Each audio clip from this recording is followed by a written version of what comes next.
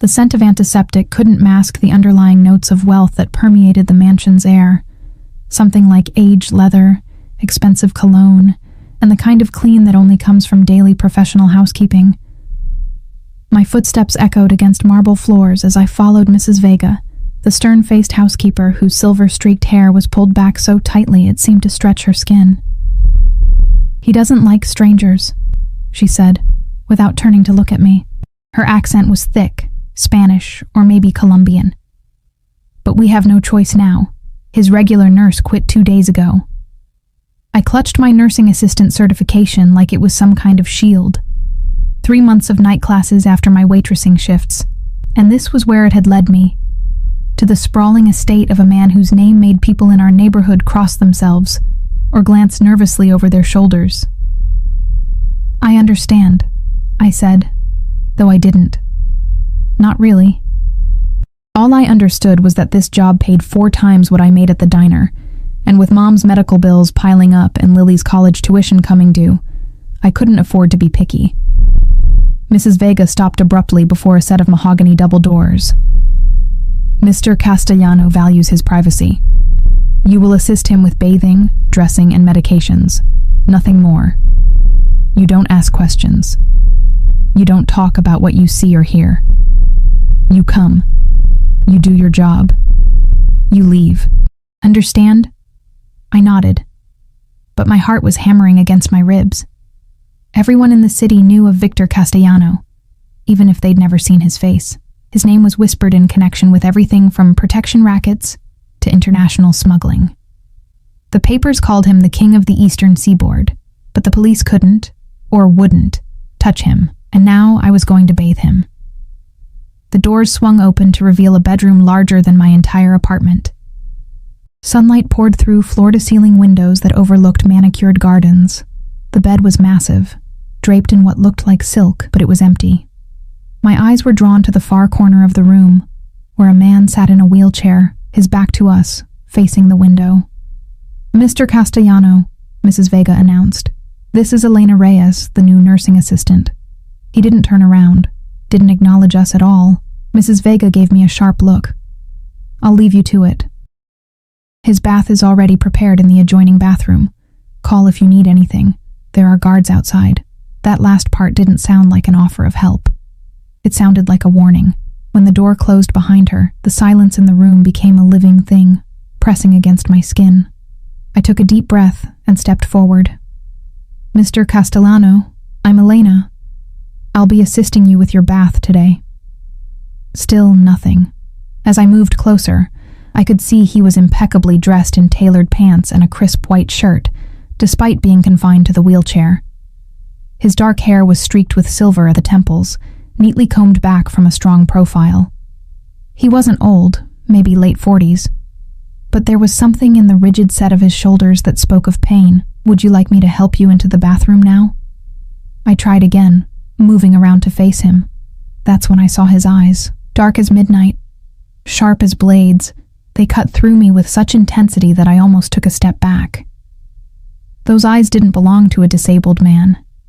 They belonged to a predator. "So," he said, his voice a low rumble that seemed to reverberate in my chest, "you're the one they sent to see the fallen king." His accent was slight, but unmistakable, adding a musical quality to his English. I swallowed hard. "I'm here to help with your bath, sir."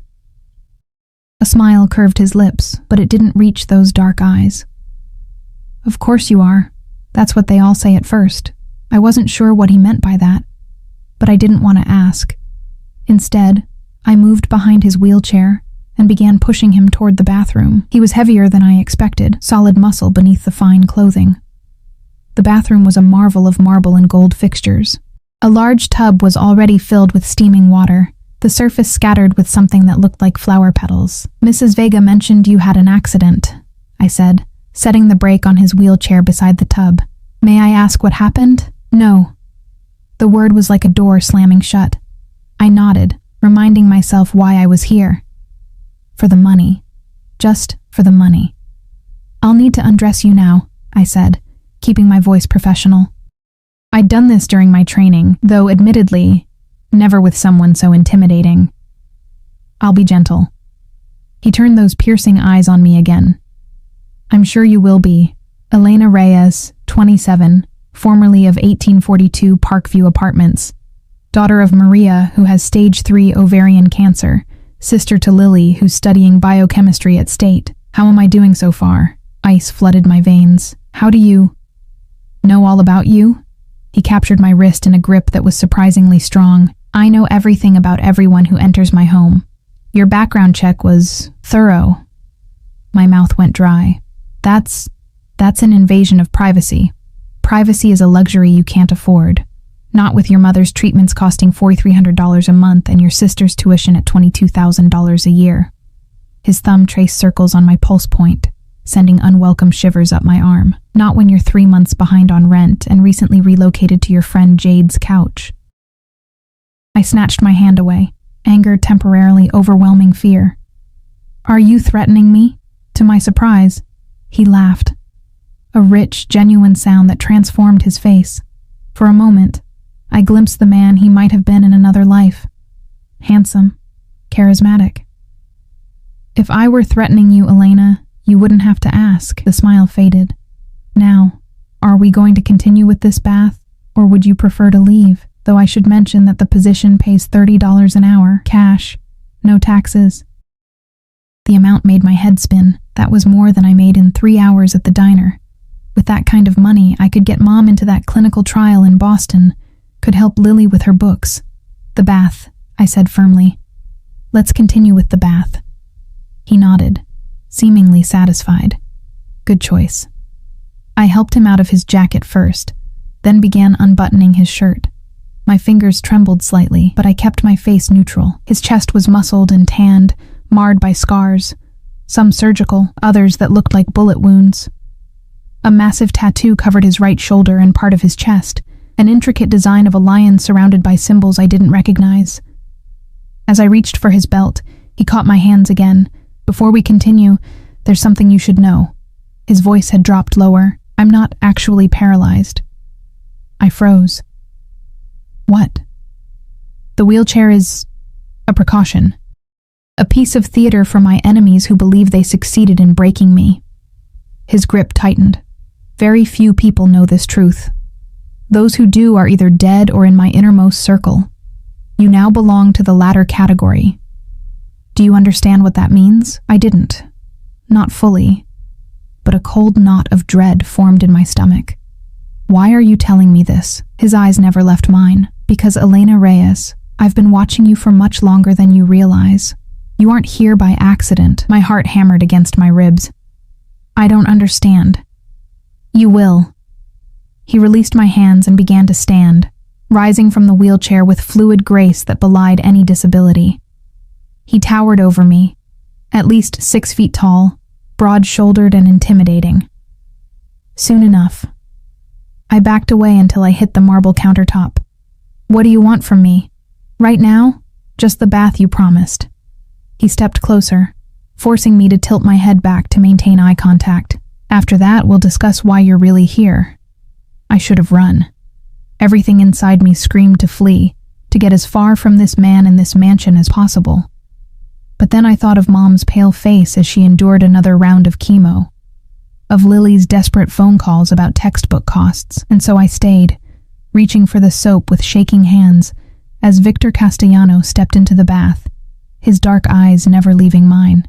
I had no idea then that this bizarre first meeting, this deception, would be the least shocking part of my entanglement with the most dangerous man in the city. I couldn't have known that by the end of the week, I'd be running for my life. Or that somehow, despite everything, I'd find myself running toward him instead of away. The water rippled around his powerful body as he settled into the tub, the steam rising between us like a veil about to be torn away. "Let's begin," he said. And somehow it sounded like both a promise and a threat. My hands trembled as I lathered the sponge with expensive soap that smelled of sandalwood and something darker, more exotic.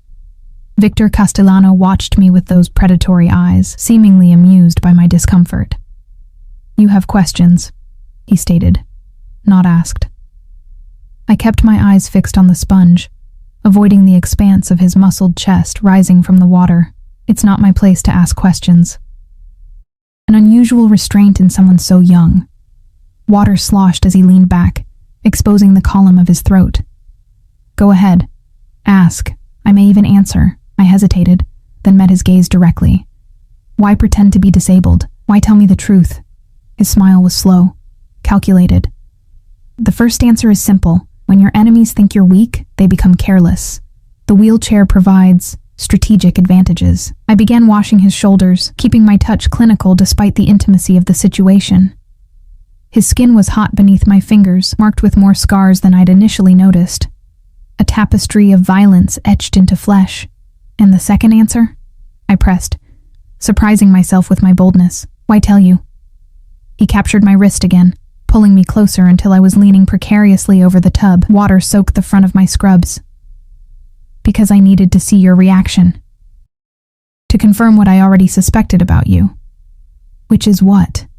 My voice emerged as a whisper, that you're desperate enough to keep secrets, but not corrupted enough to exploit them. He released me and I straightened, heart pounding. A rare combination in my world. I resumed bathing him, moving the sponge down his arms, trying to maintain some semblance of professional detachment. I still don't understand why I'm here. You're here because 3 months ago, a man named Daniel Reyes stole something that belongs to me. He said it casually, as though discussing the weather rather than what I assumed was a theft punishable by death in his world. The sponge slipped from my suddenly numb fingers, splashing into the bathwater. Daniel, your ex-husband, yes. Victor's expression hardened. The father of the child you lost. The room seemed to tilt sideways. How could he possibly know about that? The miscarriage had happened 4 years ago, a private tragedy that had ultimately destroyed my brief marriage to Daniel. What does Daniel have to do with me? My voice sounded strange, distant. I haven't spoken to him in years. Perhaps. But he's been watching you. And now, he's trying to use you. I shook my head, backing away from the tub. That's impossible. Daniel moved to California after the divorce. He doesn't even know where I live now. Victor reached for a towel, standing up in one fluid motion. Water cascaded down his body as he stepped out of the tub, unashamed of his nakedness. I averted my eyes, but not before noticing the lean strength of his legs.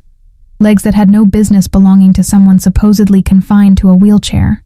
Daniel Reyes returned to this city 6 months ago, he said, wrapping the towel around his waist.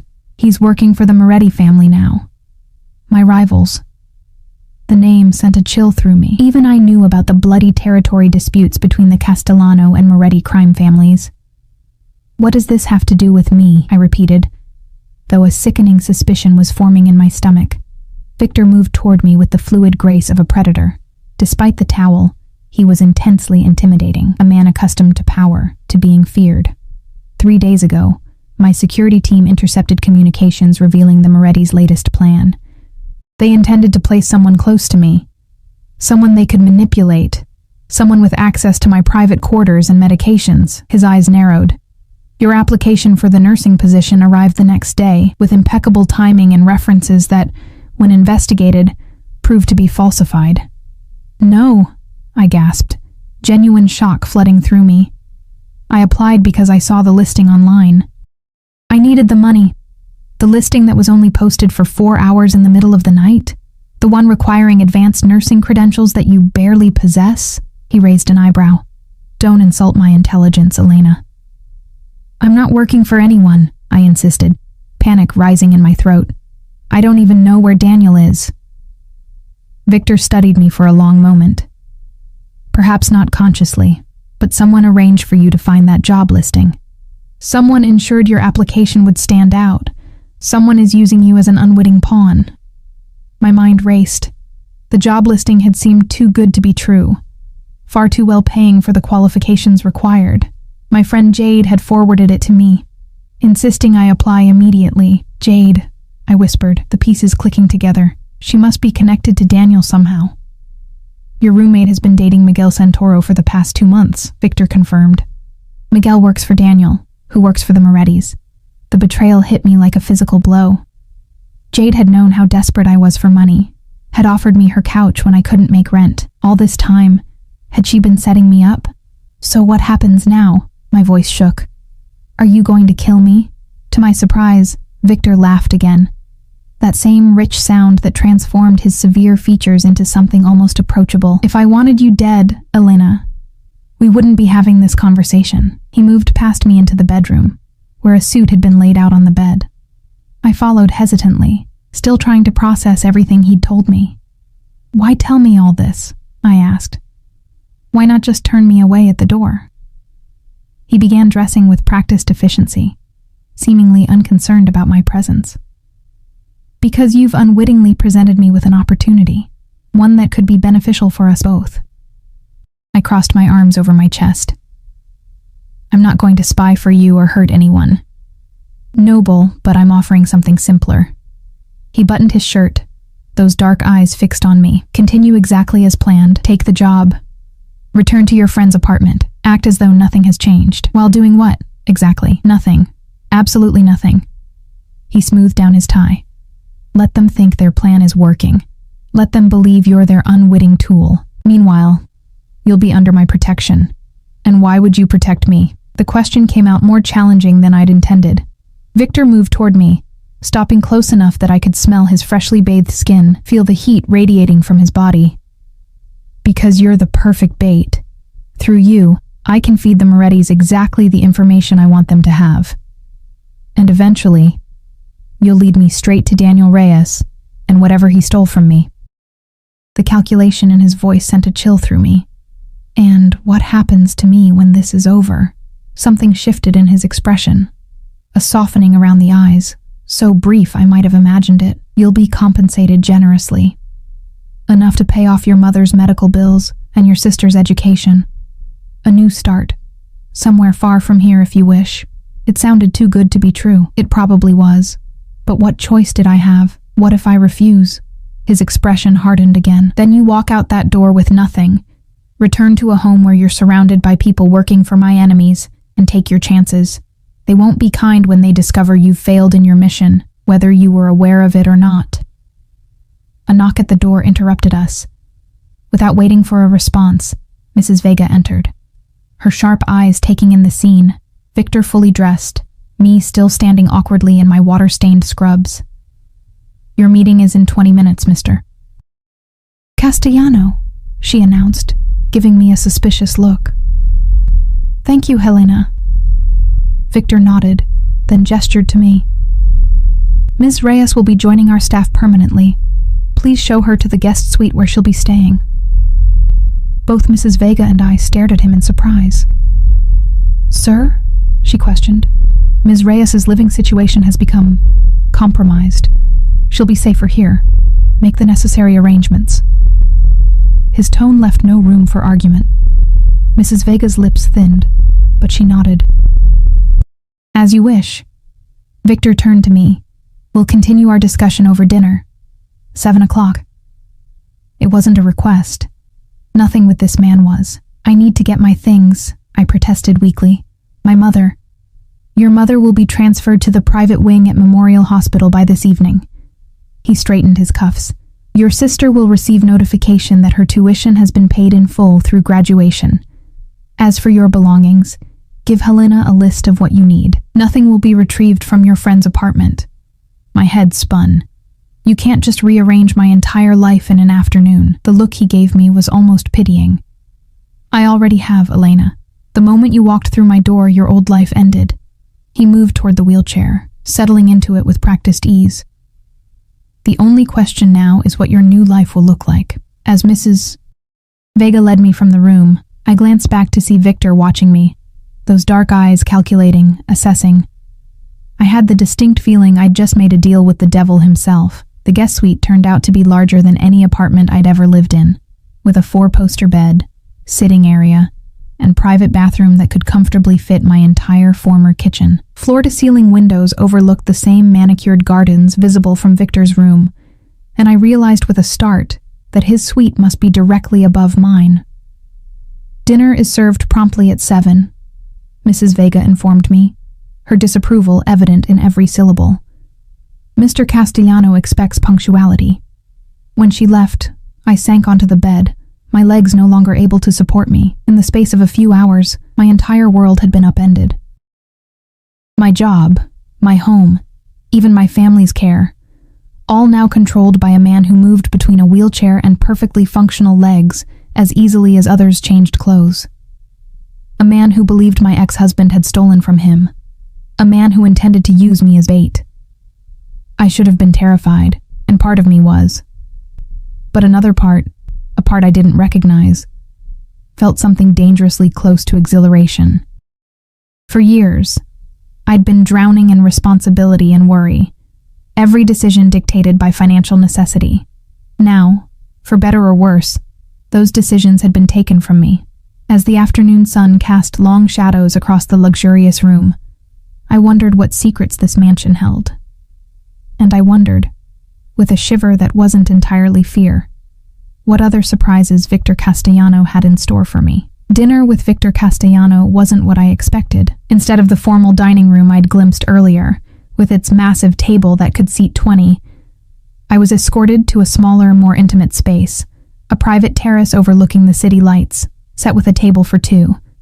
He was already waiting when I arrived, seated in his wheelchair, a glass of amber liquid in his hand. In the soft glow of strategically placed lanterns, with the city spread below us like a carpet of stars, he looked less like a feared crime lord and more like a successful businessman enjoying the view from his penthouse. Elena. He didn't turn, but somehow knew it was me. Right on time. I approached cautiously, taking in the elegant table setting, the bottle of wine already breathing, the covered silver platters, no Mrs. Vega in sight, no guards visible, though I had no doubt they were nearby. I didn't bring anything appropriate to wear, I said, gesturing awkwardly at my borrowed clothes, simple black pants and a blouse that had been delivered to my room, along with an entire wardrobe in exactly my size. Another unsettling reminder of how thoroughly he'd investigated me. You look perfect. His eyes tracked my movement as I took the seat opposite him, a predator watching potential prey. Are you comfortable in your new accommodations? The room is beautiful, I admitted. But it doesn't change the fact that I'm essentially a prisoner here. A hint of a smile touched his lips. A prisoner in a gilded cage is still a prisoner. Is that it? He poured wine into my glass without asking if I wanted any. Drink. It will help with the shock. I took a sip, the rich flavor exploding on my tongue. I knew nothing about fine wines, but even I could tell this cost more than my monthly rent. I called the hospital. My mother's been moved to a private suite. The nurse told me all her expenses are covered. As promised, he lifted the covers from our plates, revealing perfectly seared steaks, roasted vegetables, and something that looked like risotto. I keep my word, Elena, always. I set my wine down. Why go to all this trouble? You could have hired anyone to be your bait. Not anyone. He cut into a steak with precise movements. It needed to be you. Because of Daniel. Yes and no. His dark eyes met mine over the rim of his glass. Daniel Reyes is merely a foot soldier in a larger war, replaceable. What he stole, however, is not. I pushed food around on my plate, my appetite diminished by anxiety. What did he take? Victor studied me for a long moment before answering. Information. The kind that could dismantle everything I've built over the past 20 years. Blackmail material, I translated. Among other things. He set his utensils down. Your ex-husband accessed financial records, client lists, distribution networks, and evidence of certain arrangements with people who publicly claim to be my adversaries. The implications were clear. Daniel had stolen evidence of corruption, of criminal enterprises, possibly even of police or politicians on Victor's payroll. Why would he target you specifically? I asked, the pieces not quite fitting together. Daniel was never involved in your kind of business when I knew him. Are you certain of that? Victor's voice was soft, dangerous. You were married for, what was it, 16 months? How well did you really know him? I opened my mouth to object, then closed it. The truth was, Daniel and I had married young, a whirlwind romance that burned hot and fast. When I lost the baby at 4 months, something broke between us. He'd grown distant, staying out at all hours, coming home smelling of alcohol and perfume that wasn't mine. I'd filed for divorce 6 months later, and he hadn't even contested it. Not well enough, apparently, I finally admitted. Daniel Reyes has been involved with the Moretti family since before he met you, Victor said, confirming my worst suspicions. Your marriage was no accident, Elena. The food turned to ash in my mouth. What are you saying? I'm saying you were targeted from the beginning. Your mother worked as a housekeeper for one of my associates. Through her, Daniel could access information about my organization. Or at least, that was the plan. My hands began to shake. That's not possible. My mother cleaned houses for wealthy families, yes, but she never mentioned Santiago Vega, my cousin. Your mother worked in his home for 6 years. The room seemed to spin around me. Santiago Vega. I'd met him once or twice when picking my mother up from work. A handsome, serious man who always treated her with respect. I'd had no idea he was connected to Victor Castellano or the criminal underworld. Mom never said anything, I whispered. She wouldn't have known. Santiago keeps his business and family connections separate from his public life. Victor refilled my wine glass. Daniel's plan fell apart when your mother became ill and had to stop working. And then, of course, there was the pregnancy. I flinched at the mention. Don't. To my surprise, something like compassion flickered across his face. I apologize. That was insensitive. We ate in silence for several minutes, the weight of these revelations pressing down on me. My entire relationship with Daniel, our whirlwind courtship, his insistence on meeting my mother, even his initial attraction to me, had all been calculated. A means to an end. Why tell me all this? I finally asked. Why not just use me as your pawn without explaining? Victor pushed his wheelchair back slightly, his expression unreadable. Because unlike the Morettis, I don't use people without their understanding. It's inefficient, breeds resentment, creates unnecessary complications. And you prefer your complications necessary? The words slipped out before I could stop them. To my relief, he laughed, that same rich sound that transformed his face, making him almost handsome. Precisely. He gestured toward the city below. Do you know what the difference is between men like me and men like Antonio Moretti? I shook my head. Control. Victor's voice dropped lower. Moretti craves chaos, uses fear as a blunt instrument. I prefer precision. As if to demonstrate, he suddenly rose from the wheelchair, moving with fluid grace to the terrace railing. Standing there in his perfectly tailored suit, backlit by the city lights, he cut an imposing figure, powerful, dangerous, and undeniably magnetic. You should remain in the wheelchair when the staff is around, I said quietly. He glanced over his shoulder, surprise evident in his expression. You're concerned for my security? I shrugged, unsure myself why I'd said it. You've protected my family. I'm just returning the favor. Something shifted in his eyes, a warmth that hadn't been there before. He returned to the table, but didn't sit back in the wheelchair. Instead, he took the chair opposite me, leaning forward with an intensity that made my breath catch. Tomorrow, he said, you'll begin your official duties as my nurse. You'll administer fake medications, help me maintain the charade of disability, and report back to your friend Jade that everything is proceeding as planned. I nodded slowly.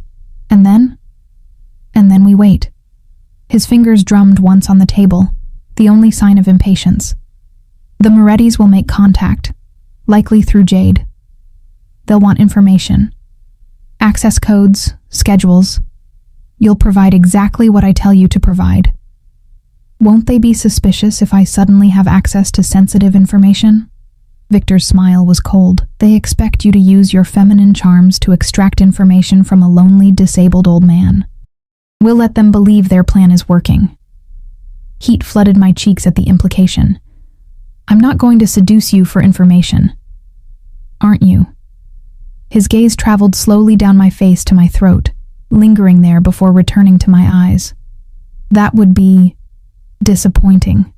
The air between us seemed to thicken, charged with something dangerous and electric. I took a large swallow of wine, trying to break the tension. What happens when Daniel makes contact? I asked, bringing us back to the matter at hand. When he does, you'll arrange a meeting, somewhere public, somewhere he feels safe. Victor's expression hardened. And then my men will recover what was stolen. And Daniel? Victor studied me. Does it matter to you what happens to the man who married you as part of a criminal conspiracy? Who watched you suffer the loss of your child and then abandoned you? I wanted to say no, wanted to feel nothing but hatred for the man who had apparently used me in the worst possible way. But the truth was more complicated. I don't want his blood on my hands, I said finally. Victor nodded, as if my answer confirmed something for him.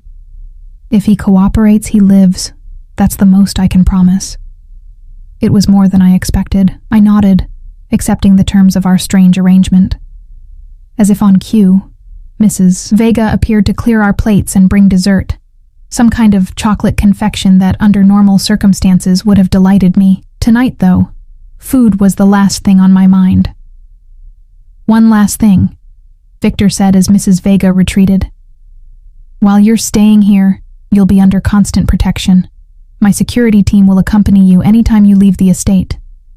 I can take care of myself, I protested. I'm sure you believe that. His tone was patronizing, but the Moretti family is not known for their subtlety or mercy. If they suspect you're working with me rather than against me, they won't hesitate to eliminate you. The casual way he referred to my potential murder sent a chill through me. This is really happening, isn't it? I'm caught in the middle of a mob war.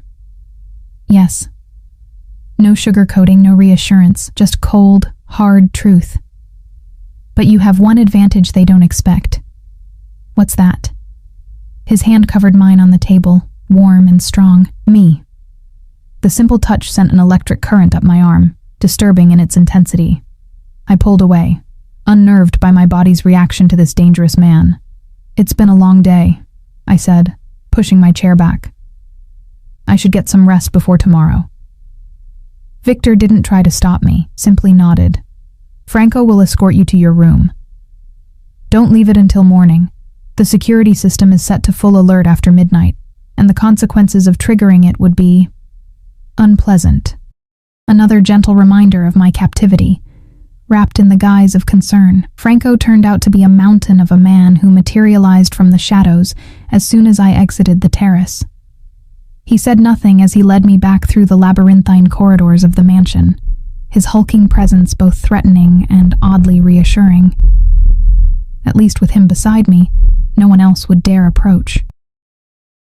Back in my suite, I found fresh night clothes laid out on the bed, and a phone on the nightstand. Not my old one, but a new model I didn't recognize. For emergencies only, Franco rumbled, the first words he'd spoken. It connects directly to security and to Mr. Castellano. Don't try to call anyone else, it won't work. When he left, I sank onto the edge of the bed, overwhelmed by everything that had happened in the span of a single day. This morning, I had been a struggling nursing assistant, sleeping on my friend's couch, drowning in debt and worry. Tonight, I was the protected guest of the city's most notorious crime lord, caught in a deadly game between rival families, with my treacherous ex-husband somewhere in the mix. I should have been terrified, and part of me was. But as I slipped between sheets finer than any I'd ever touched, in a room more luxurious than I'd ever known, another emotion surfaced. One I was ashamed to acknowledge. For the first time in years, I felt alive. Really alive. With every nerve-ending tingling and every sense heightened. The constant low-grade anxiety about money and survival had been replaced by a more immediate primal fear, but also by its counterpart, exhilaration. Victor Castellano was dangerous. His world was dangerous, but as I drifted toward sleep, his dark eyes and enigmatic smile followed me into dreams that left me restless and flushed in the pre-dawn hours. I was playing with fire, and some reckless part of me wanted to get burned. Morning arrived with a gentle knock at my door, and a tray of breakfast more elaborate than any I'd ever seen. Fresh fruit arranged in a spiral pattern, delicate pastries, a silver pot of coffee that smelled like heaven, and a single red rose in a crystal vase. No note, but the message was clear. My captor was also my host, and apparently determined to treat me as a guest rather than a prisoner. I ate quickly, showered in the marble bathroom with its rainfall showerhead and products that smelled like they cost more than my monthly salary, and dressed in the clothes that had been provided, simple black pants and a white blouse that could pass for nursing attire. professional, but fitted perfectly to my measurements in a way that made me wonder again about the extent of Victor's surveillance before I'd ever set foot in his home. Another knock came as I was fastening my hair back. "Enter," I called, half expecting Mrs. Vega with her perpetual frown. Instead, a young man in a tailored suit stepped inside, his posture military straight. "Ms. Reyes, I'm Anthony, head of Mr. Castellano's security detail. I'll be briefing you on today's schedule and protocols." He was younger than I expected for someone in his position, maybe early 30s, with close-cropped dark hair and the watchful eyes of someone who assessed threats for a living. "Is Victor, Mr. Castellano, expecting me?" I asked, unsettled by the formality. "In approximately 40 minutes. First, we need to discuss your communication with the outside world." Anthony's expression remained neutral, but I detected a note of suspicion in his voice. Clearly, he knew exactly why I was here and didn't entirely trust me. Smart man. "I've been told to check in with Jade, my roommate, to maintain our cover," I said. He nodded. "Yes, all communications will be monitored. You'll use this." He handed me a sleek smartphone, different from the emergency phone by my bed. It contains tracking software and recording capabilities. Every call, text, and app is accessible to our team. I took it gingerly. So much for privacy. Privacy is a luxury you surrendered when you entered this house, Ms. Reyes. His tone softened slightly. "For your own protection, as much as ours. The Morettis have eyes and ears everywhere." I slipped the phone into my pocket. "Any other rules I should know about?" "Several." Anthony moved toward the door. "I'll explain as we walk. Mr. Castellano is waiting in the East Wing study." The mansion was even more impressive by daylight. Soaring ceilings, priceless artwork, floors of marble and hardwood so polished I could see my reflection. As we walked, Anthony detailed my restrictions. I wasn't to enter certain areas of the house without escort, couldn't leave the property without security, and needed to report any contact from outsiders immediately. "You'll also need this." He handed me an ID badge with my photo, a photo I'd never posed for. "It provides access to Mr. Castellano's private areas and confirms your status to the staff and security teams." "My status is what, exactly?" I asked. Anthony's expression remained professionally blank. "As someone under Mr. Castellano's personal protection." We stopped before a set of double doors made of dark wood, inlaid with what looked like mother of pearl. Anthony knocked once, then stepped back. "Enter." Victor's voice came from within, that same commanding tone that seemed to vibrate through my bones. The study was a masculine space of leather and wood, with floor-to-ceiling bookshelves and a massive desk positioned to overlook the gardens. Victor sat behind it in his wheelchair, reading glasses perched on his nose as he reviewed documents. He looked up as I entered, those dark eyes instantly assessing. "Thank you, Anthony. That will be all for now." The security chief nodded and withdrew, closing the doors behind him. "Did you sleep well?" Victor asked, removing his glasses. "As well as can be expected, given the circumstances." I remained standing, unsure of my role in this strange pantomime we were playing. "Sit." He gestured to the chair opposite his desk. "We have much to discuss before your official duties begin." I sat, crossing my legs and trying to project more confidence than I felt. "Have you heard from the Morettis or Daniel?" "Not directly, but my sources confirm they're becoming impatient." He steepled his fingers. "I've arranged for you to have 2 hours of free time this afternoon. You'll use it to contact Jade." "And say what?" "That you've gained my trust, that I'm heavily medicated and often confused, that you believe you can access my private files within a few days." His mouth curved in a humorless smile. "You'll also mention that I seem to have taken a personal interest in you." Heat crept up my neck. "Won't she find that suspicious? On the contrary. It's exactly what they're counting on. The lonely, crippled old man developing feelings for his pretty young caretaker." There was an edge to his voice, something almost like bitterness. "Men in my position are presumed to have certain weaknesses. And do you?" The question slipped out before I could stop it. His eyes darkened. "We all have weaknesses, Elena. The difference is, I know mine." The intensity of his gaze made me look away first. "So I tell Jade you're interested in me, and then what?" "Then we wait for their next move. In the meantime, you'll actually perform the duties you were hired for." He pushed a folder across the desk. My real medical needs are minimal, occasional pain management for an old shoulder injury. The rest is theater. I opened the folder, scanning the detailed schedule of medications, most of them vitamins or placebos, and physical therapy routines. This is elaborate, necessarily so. The staff believes I was injured in an assassination attempt 18 months ago. Only a handful know the truth. He wheeled around the desk, coming to stop beside me. Which brings us to your first official duty of the day. I looked up, suddenly aware of how close he was, which is, help me prepare for a meeting with my lieutenants. They expect to see their leader appropriately diminished. For the next hour, I helped Victor transform himself into the image of a man still recovering from devastating injuries. He showed me how to adjust the wheelchair to a slightly reclined position, how to arrange pillows to support a supposedly weakened spine, how to apply subtle makeup that suggested lingering illness. You've thought of everything, I murmured, watching him inspect my work in a small mirror. Survival depends on attention to detail. He caught my wrist as I started to move away. There's one more thing, Elena. What's that? During the meeting, you'll need to administer my medication. It's important the others see you in this role. His grip was warm, firm, but not painful. Can you play your part convincingly? I met his gaze steadily. I was married to a con man for 16 months without realizing it. I think I can manage a little acting. Something like admiration flickered in his eyes. Good. The meeting took place in a conference room I hadn't seen before, with Victor positioned at the head of the table, looking frail but commanding. 5 men and 1 woman were already seated when we entered, all rising respectfully until Victor waved them down. I recognized Santiago Vega immediately, my mother's former employer, Victor's cousin, though he gave no indication he knew me. The others were introduced only by first names: Marco, Liam, Dominic, Raphael, and the woman Veronica, whose sharp eyes missed nothing. I played my role perfectly, adjusting Victor's wheelchair, discreetly checking his vitals, and at the appointed time, administering his critical medication with professional efficiency. All the while, I kept my expression neutral, my eyes downcast as they discussed business in carefully coded language.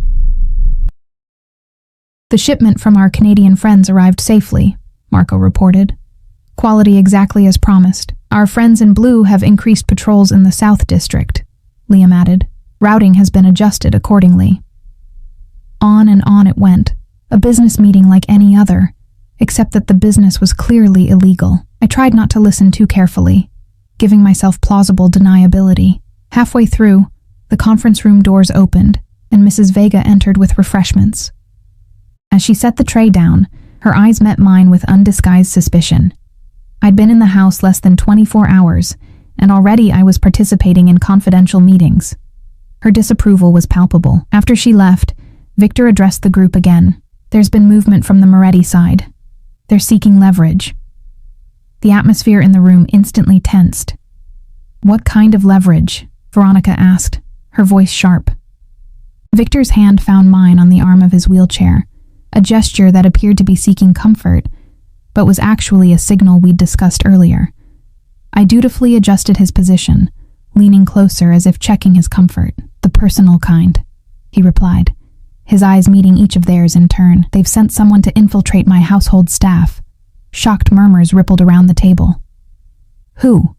Santiago demanded. It's being handled, Victor said with finality. Ms. Reyes is assisting with the situation. All eyes turned to me, assessing, calculating. I kept my expression neutral, though my heart hammered in my chest. Can she be trusted? Dominic asked bluntly. Victor's fingers tightened on mine. With my life. The statement hung in the air, weighted with meaning I couldn't fully decipher. Was it part of the act or something more? The uncertainty made my pulse quicken. After the meeting concluded and the others filed out, Victor released my hand. You did well, he said softly. What was that about? I asked. Why tell them I'm helping you? Because you are. He wheeled toward the door. And because now they'll be watching you too. Additional protection. Or additional suspicion, I countered. He smiled, a genuine expression that softened his features. You're learning quickly, Elena. Good. The rest of the morning passed in a blur of activity as I shadowed Victor through his daily routine. He maintained the wheelchair charade whenever staff was present, but when we were alone in his suite, he moved freely, his powerful body betraying no hint of the disability he pretended to have. At precisely 2 p.m., Anthony appeared to escort me to the garden for my free time. Victor and I had rehearsed what I would say to Jade, how I would appear both nervous and excited about my new position. The garden was beautiful, with winding paths through roses and sculpted hedges, fountains providing a gentle soundtrack that would make electronic eavesdropping difficult. I sat on a stone bench near a particularly noisy water feature and pulled out my phone. Jade answered on the second ring. Elena? Oh my God, are you okay? I've been so worried. The concern in her voice sounded genuine, making me wonder if she was an unwitting pawn in this game too. Or maybe she was just a very good actress. I'm fine, I said, injecting a note of breathless excitement into my voice. Better than fine, actually. This job is... It's incredible, Jade. Really? I mean, that's great, but... Isn't it creepy there? With him? I lowered my voice conspiratorially. It's nothing like I expected. He's not scary at all, just lonely. And he's kind of amazing, actually. Amazing? The guy's like ancient and in a wheelchair. The disgust in Jade's voice seemed real. He's not that old, I defended, surprised by how natural it felt. Maybe late 40s. And he's... I don't know. There's something about him. He treats me like I'm special. Jade's tone changed, becoming calculating. Special how? He talks to me. Really talks to me. About books and music and his travels. And he's attentive. The way he looks at me sometimes. I let my voice trail off suggestively. Elena. Jade sounded concerned now, but I could hear the excitement underneath. Are you saying he's into you? I think so. I twisted a strand of hair around my finger, playing the part of the infatuated caregiver. It's crazy, right? But he's got me staying in this gorgeous suite, and there are clothes in my size, and he asks for me specifically for everything. Has he... you know? The eagerness in her voice made my stomach turn. No, nothing like that. But I think he trusts me. He left his office unlocked yesterday when I was helping him with physical therapy, and I saw his computer. The password was right there on a sticky note. I could practically hear Jade salivating on the other end of the line. Did you try it? Not yet. I'm scared, but... I lowered my voice further. He takes these pills that make him really out of it for a couple hours. I'm the one who administers them. Oh my God, Elena, this is... Jade paused, as if catching herself. I mean, be careful, okay? Men like that, they can be unpredictable. I know. But the money is incredible, Jade. And my mom, they've moved her to this amazing private suite at Memorial. All her treatments are covered now. That's great. Her voice had an odd edge to it. Listen, an old friend is in town and wants to meet up. Do you think you could get away for coffee tomorrow? The cafe on Westlake? My pulse quickened. This was it. The contact we'd been waiting for. I might be able to get a couple hours off, I said carefully. Who's the friend? Just someone from college. No one you know. The lie came easily to her. Around 2 tomorrow? The place with the good scones? I'll try. I made myself sound eager but uncertain. I have to go. He'll be expecting me for his afternoon treatment. I'll text you tomorrow if I can make it. After ending the call, I sat for a moment, trying to calm my racing heart. I'd just set up what was almost certainly a meeting with Daniel, or one of his Moretti connections. The trap was being laid, exactly as Victor had predicted. I found him in his private office, standing by the window, watching the same garden where I'd just made my call. He turned as I entered, his eyes questioning. She took the bait, I confirmed. Someone wants to meet tomorrow at 2. Westlake Cafe. Victor nodded, seeming unsurprised. Daniel will be there. Or Miguel, at minimum. What happens now? Now, he said, moving toward me with that fluid grace that still caught me off guard. We prepare you for the meeting. They'll try to extract information, perhaps give you devices to plant in my office. You need to be convincing. He stopped directly in front of me, close enough that I could smell his cologne, something expensive and subtly masculine.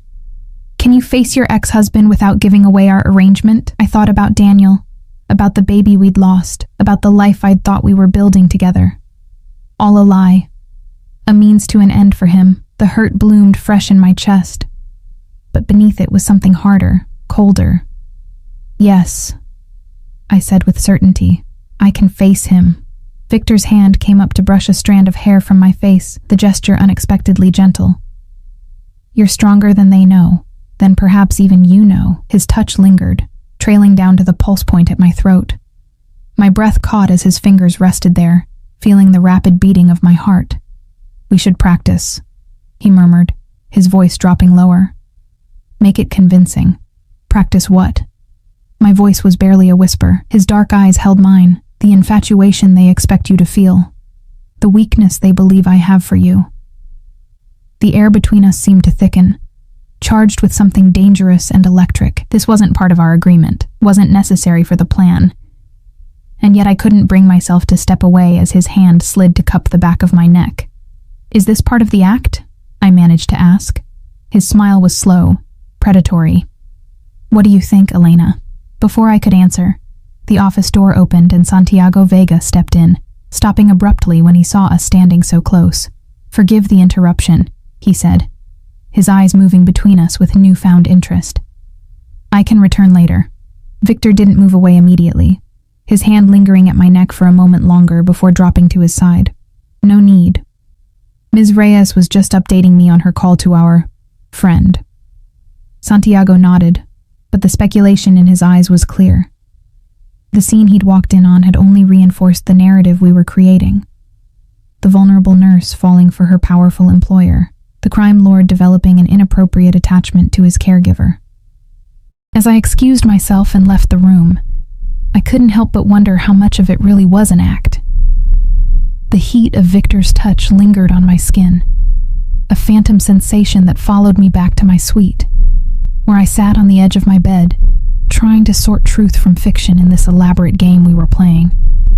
Tomorrow, I would face Daniel for the first time in 4 years, would see the man who had married me as part of a criminal conspiracy, who had watched me grieve our lost child while plotting to use me against Victor Castellano, the man who had broken my heart. I was ready to play my part, ready to be the bait that would lead Victor to whatever Daniel had stolen. What I wasn't ready for was the realization that somewhere in the midst of all this deception, I had begun to care what happened to the dangerous man who had turned my life upside down. And that, more than anything, terrified me.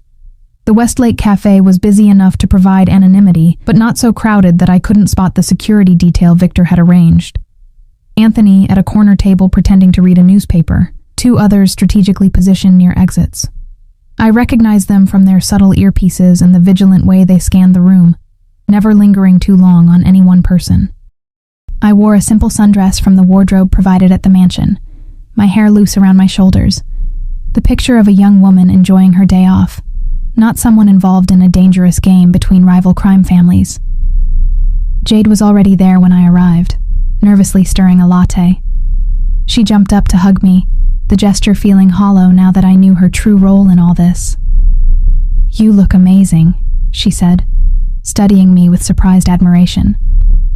That place must be treating you well. I offered a shy smile, playing my part. It's different, but good different, you know? I'm glad. She glanced toward the door. Listen, my friend is running a little late. Let me get you something while we wait. Just tea? Thanks. I settled into the chair across from hers, positioning myself so I could see both the entrance and Anthony's watchful form. Jade returned with my tea and a nervous smile. So, tell me everything. What's it like living in that mansion?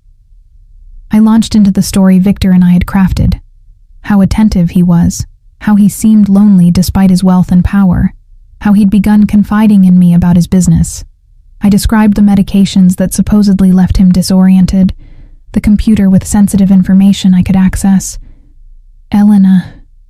Jade reached across the table to squeeze my hand, her eyes suddenly serious. I need to know something. Do you have feelings for this man? The question caught me off guard. It wasn't part of the script we'd prepared. Before I could answer, movement near the door caught my attention. A man entered the cafe, and though 4 years had passed, I recognized him instantly. Daniel. He looked different, more polished, his once shaggy hair now expensively cut, his casual clothes replaced by a tailored suit. But his eyes were the same, that warm brown that had once made me feel safe. Now they just made me feel hollow. "There's my friend," Jade said with forced brightness, waving him over. "Dan, over here." He approached our table with practiced confidence, his smile not quite reaching his eyes as they locked with mine. "Elena?" My name on his lips sent an unexpected shiver through me, not of attraction, but of visceral memory. This was the voice that had whispered love to me, had promised forever, had told me everything would be okay as I lay bleeding in a hospital bed, losing our child. All lies. "Daniel." I managed to keep my voice steady. "It's been a while. Too long." He bent to kiss my cheek, his cologne unfamiliar and expensive. "You look wonderful." Jade stood abruptly. "I just remembered I have to make a call. Work emergency. I'll be right back." She disappeared, leaving me alone with the man who had shattered my life once before, and was now attempting to use me again. Daniel slid into her vacant chair. "I was surprised to hear you're working for Castellano now." I sipped my tea to hide my trembling hands. Life takes unexpected turns. Indeed it does. His eyes studied me with an intensity that once would have made me blush. Now it just made my skin crawl. "How are you finding it? Working for the most dangerous man in the city?" I played the role we'd rehearsed, describing Victor as brilliant but weakened, intimidating but increasingly dependent on me. I watched Daniel's expression shift from skepticism to calculated interest. "He trusts you," Daniel stated. Not a question. I lowered my voice. "More than he should. I think he's lonely." And I remind him of someone from his past, someone important. "And he's given you access to his private quarters? His computer?" "Limited access," I said cautiously, "but growing. He likes having me nearby when he's working." Daniel reached across the table, his fingers brushing mine in a gesture that might have appeared affectionate to observers but felt predatory. "Listen carefully, Elena. This is important. Castellano has files, financial records, client information that certain people need. Why would I help you steal from him?" I pulled my hand away, feigning confusion. "The pay is good, Daniel. Better than good. And he's been kind to me." "Kind?" Daniel's laugh was cold. "Victor Castellano isn't kind to anyone. He's a monster wearing a businessman's suit." "You don't know him," I said, surprised by the defensiveness in my voice. "I know him better than you think." Daniel leaned closer. "What I'm asking isn't theft. It's justice. He destroyed my family, Elena. My father was a good man who made one mistake. Crossed Castellano's territory with a shipment. For that, my entire family paid." This wasn't in the script. Victor hadn't mentioned anything about Daniel's family. "What are you talking about?" I asked, genuinely confused. "My father, my mother, my sister, all dead because of Castellano's orders." His eyes blazed with hatred. I was 17, the only survivor. Everything since then, including meeting you, has been about getting close enough for revenge. I stared at him, trying to process this new information. Was this another lie? Or had Victor withheld crucial details? "You married me as part of a revenge plot?" The hurt in my voice wasn't entirely feigned. Daniel had the decency to look ashamed. "It started that way. But Elena, I did care for you. When you got pregnant, I wanted out. I tried to walk away from all of it." "But you didn't," I whispered. "No." His expression hardened. "Because Castellano doesn't let people walk away. The day after I told Moretti I was done, you miscarried." Ice flooded my veins. "What are you saying?" "I'm saying it wasn't an accident." Daniel's voice dropped lower. "The fall you took on those stairs, the tea you were drinking that made you so dizzy. Castellano knew about the pregnancy, knew I was trying to leave. He made sure you lost that baby." The cafe seemed to tilt around me. This couldn't be true. Victor couldn't have. But how well did I really know him? A crime lord, a man who lived by violence and deception. You're lying, I said, but doubt crept into my voice. Am I? Daniel's eyes held mine. Ask yourself why he's so interested in you now. Why he moved your mother to that hospital where his people can watch her. Why he's keeping you close. It's not coincidence, Elena. It's control. I felt sick. Memories of my miscarriage flooding back. The dizziness before I fell. The strange bitter taste of the tea I'd been drinking that day. Details I'd never questioned because grief had overwhelmed everything else. What do you want from me? I managed to ask. My rehearsed lines forgotten. Access to his private server. There's a flash drive. He slipped something into my hand under the table. This will extract everything automatically. Just plug it in, wait for the light to turn green, then remove it. 2 minutes. Tops. I stared at the small device now concealed in my palm. And then what? Then you leave. Get out of that house, take your mother, and disappear. I'll have new identities waiting. Somewhere safe. Far from here. His eyes softened. I owe you that much, at least. Why should I trust you? I asked, genuine anger seeping into my voice. You lied to me for our entire relationship. Not about everything. Daniel reached for my hand again, and this time I didn't pull away. Not about caring for you. I made terrible choices, Elena. Let me make this one right. I looked into the eyes of the man I'd once loved, searching for truth among the lies. If what he was saying about Victor was true, about my miscarriage, about my mother being monitored rather than protected, then I was in even more danger than I'd realized. I need to think, I said finally. You have 48 hours. Daniel squeezed my hand. After that, Moretti takes matters into his own hands. And trust me, you don't want to be in that house when he does. As if on cue, Jade returned, all smiles and chatter about her work emergency. Daniel stood, kissing my cheek again. It was good seeing you, Elena. Think about what I said. About everything. I watched him leave, the flash drive burning a hole in my palm, doubt burning a hole in my chest. Anthony was at my side almost immediately, his hand under my elbow as he guided me out a different exit and into a waiting car with tinted windows. Did you get what we needed? He asked once we were moving. I nodded numbly, handing him the flash drive. He wants me to download files from Victor's server. Says Moretti moves in 48 hours if I don't. Anthony pocketed the device without comment, his eyes studying my face. What else did he say? I looked out the window at the passing city, my mind racing. If Daniel was lying, if this was all part of the Moretti's plot, then telling Anthony everything was the right move. But if he was telling the truth about Victor's involvement in my miscarriage, in using my mother as leverage, just details about what to download and how to get out afterward, I said, making my decision. Nothing important. Anthony seemed to accept this, turning his attention to his phone. I leaned back against the leather seat, my thoughts in chaos. I needed to speak to Victor alone, needed to see his face when I asked him about Daniel's accusations. The car pulled through the mansion's gates and around to a side entrance I hadn't used before. Anthony led me through a series of corridors to Victor's private office, where he was waiting, standing by the window, no wheelchair in sight. Leave us, he said to Anthony, who nodded and withdrew. I stood silent, watching Victor as he poured 2 glasses of amber liquid from a crystal decanter. He handed one to me, his dark eyes assessing. You seem troubled, he observed. The meeting didn't go as planned. I took a large swallow of what turned out to be very expensive whiskey, welcoming the burn. Daniel was there, as expected.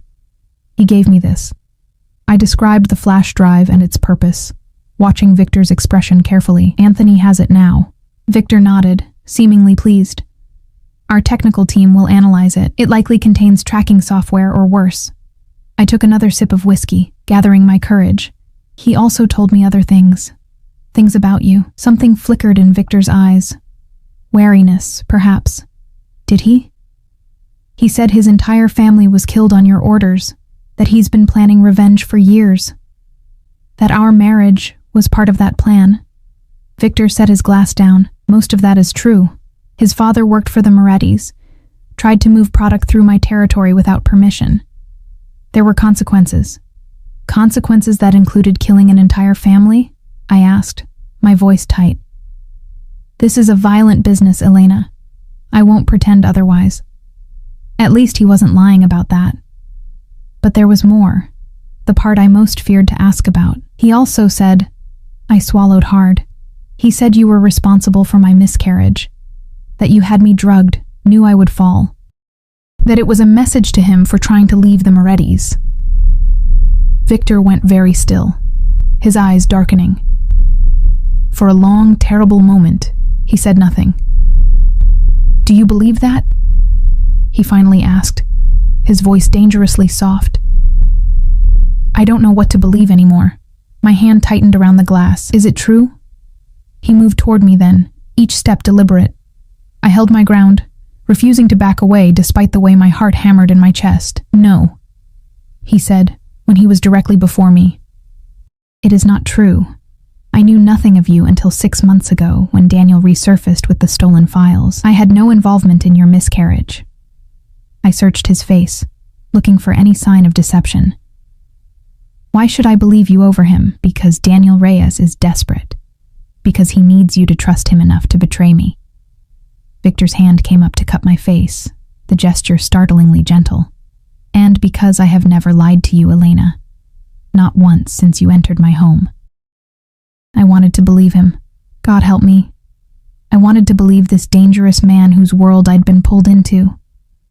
There's an easy way to settle this, I said, pulling away from his touch. Let me see what was on that flash drive. If Daniel was telling the truth about my miscarriage, there might be evidence. Victor studied me for a moment, then nodded. Very well. He moved to his desk, pressing a button on his phone. Anthony, bring the device to my office, and have Veronica join us. They arrived minutes later, Veronica carrying a laptop. She was striking up close, tall, with short dark hair and intelligent eyes that assessed me coolly. It's clean, Anthony reported, handing the flash drive to Victor.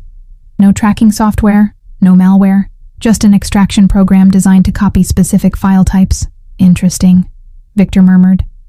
They're being cautious. Veronica set up the laptop, her fingers flying over the keyboard. I've created a secure sandbox environment. We can see what it targets without risking our actual systems. Victor inserted the drive, and we all watched as lines of code filled the screen. Veronica narrated what we were seeing. The program searching for financial records, client lists, shipment schedules. Standard corporate espionage, she said dismissively. Nothing we haven't seen before. Wait. I leaned closer, pointing to a file name that had appeared on the screen. What's that? Project Cradle? Veronica hesitated, glancing at Victor. He nodded once, and she clicked on the file. Documents appeared, medical records, surveillance photos, and my heart stopped when I saw my own name. My pregnancy test results, doctor's appointments, photos of me and Daniel entering our old apartment building. What is this? I whispered, horror washing over me. Victor's expression darkened. Not what you think. So, he scrolled through the documents rapidly until he found what he was looking for, an internal memo with the Moretti family crest at the top. Asset DR reports positive pregnancy test. I read aloud. Value of asset increases. Proceed with Operation Cradle as discussed. More documents followed. Detailed surveillance of my daily routines. Chemical analyses of something called Compound T17. Medical projections of miscarriage probabilities at different dosages. They planned it, I said numbly. The Morettis, Daniel's people. They caused my miscarriage. Yes. Victor's voice was gentle but firm. Antonio Moretti discovered Daniel had developed real feelings for you. The pregnancy threatened his loyalty, his focus on their vendetta against me. So they eliminated the threat. Tears burned my eyes as the truth hit me with devastating clarity. And Daniel knew. He had to have known. He may not have ordered it, Victor said. But he knew afterward. These files make that clear. He chose to stay with them, to continue his mission, and to blame me instead. The betrayal cut deeper than I thought possible. Not just that Daniel had married me as part of a revenge plot, but that he'd known who was responsible for our baby's death and had stayed loyal to them anyway. Why would he tell me it was you then? I asked, wiping away tears. Why try to turn me against you now? Victor closed the laptop gently. Because he knows I've found evidence linking the Morettis to your miscarriage. These files, he tapped the flash drive, were part of what he stole from me 6 months ago. My investigation into their operations uncovered their involvement in what happened to you. That's why I've been watching you, Elena. Not to use you, but to protect you from them. Anthony and Veronica exchanged glances, clearly surprised by this revelation. You've been investigating my miscarriage for 6 months? I asked, disbelieving. Why would you care about something that happened to a stranger 4 years ago? Victor dismissed Anthony and Veronica with a nod. When the door closed behind them, he turned back to me. Because your mother worked for my cousin for 6 years. Because Santiago considered Maria family. And by extension, so did I. When she became ill, and I learned what had happened to her daughter, to you, I made it my business to uncover the truth. So all of this, bringing me here, my mother's medical care, the protection, it wasn't just about catching Daniel or recovering files. Victor moved closer, his eyes intent on mine. The files were important, but ensuring your safety, giving you the truth about what happened to your child, that became equally important. I searched his face, looking for deception, but finding only sincerity. What happens now? Daniel said Moretti moves in 48 hours. Now, we end this. Victor's expression hardened. We feed them exactly what they expect. You, apparently betraying me with the files they want. But the information will be altered, designed to lead them into a trap. And Daniel? Victor studied me. That depends on you, Elena. What do you want to happen to the man who used you, who knew the truth about your miscarriage and chose to protect those responsible? Heat flooded my veins. Not fear or attraction this time, but rage. Pure, clarifying rage. I want him to face justice, I said firmly. Real justice. Not just for what he did to me, but for helping the people who killed our child. Victor nodded, something like approval in his eyes. Then justice he will have. The next 36 hours passed in a blur of preparation. I called Daniel, told him I'd do what he asked. Victor's team prepared a modified version of the files, ones that would appear genuine but contain subtle traps and misinformation. When the moment came, I met Daniel not at the cafe as he'd suggested, but at a public park of my choosing, one where Victor's security team could maintain better control of the situation. I wore a wire, carried the doctored flash drive, and approached my ex-husband with a newfound sense of purpose.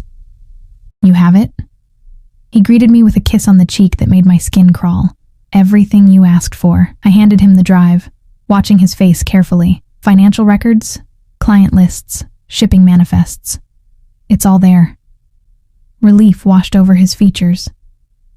You've done the right thing, Elena. Now we need to get you somewhere safe. Moretti's men move tonight. Before I go anywhere with you, I said evenly, I need to know the truth. Daniel's smile faltered. What truth? About our baby. About who really caused my miscarriage. His face paled slightly. I told you, Castellano. Stop lying. My voice was steel. I saw the files, Daniel. The ones with the Moretti letterhead. Operation Cradle. Compound T-17. I saw it all. For a moment, he seemed genuinely shocked. Then his expression hardened. You shouldn't have seen those, but I did. I stepped closer, anger giving me courage. You knew. All this time, you knew it was the Morettis who killed our baby, not Victor, and you stayed with them anyway. You don't understand how this works, Elena. Daniel's voice lowered, grew dangerous. You don't just walk away from people like Antonio Moretti. I did what I had to do to survive.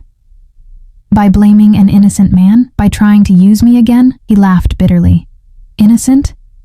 Victor Castellano? He's got more blood on his hands than anyone in this city. Maybe, but not our baby's blood. I stepped back, giving the signal we'd arranged. That's on the Morettis, and on you.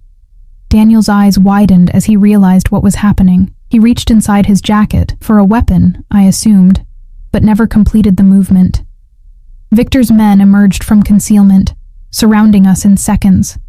And then Victor himself appeared, walking toward us with the calm confidence of a man accustomed to power. No wheelchair, no pretense of weakness, just controlled strength and deadly purpose. Daniel Reyes, he said, his voice carrying across the suddenly silent park. "It's been a long time." Daniel's face contorted with hatred.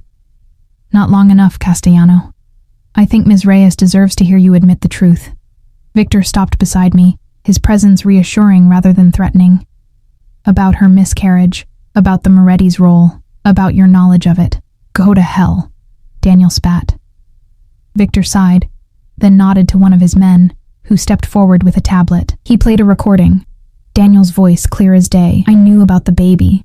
I told Antonio it might be a problem.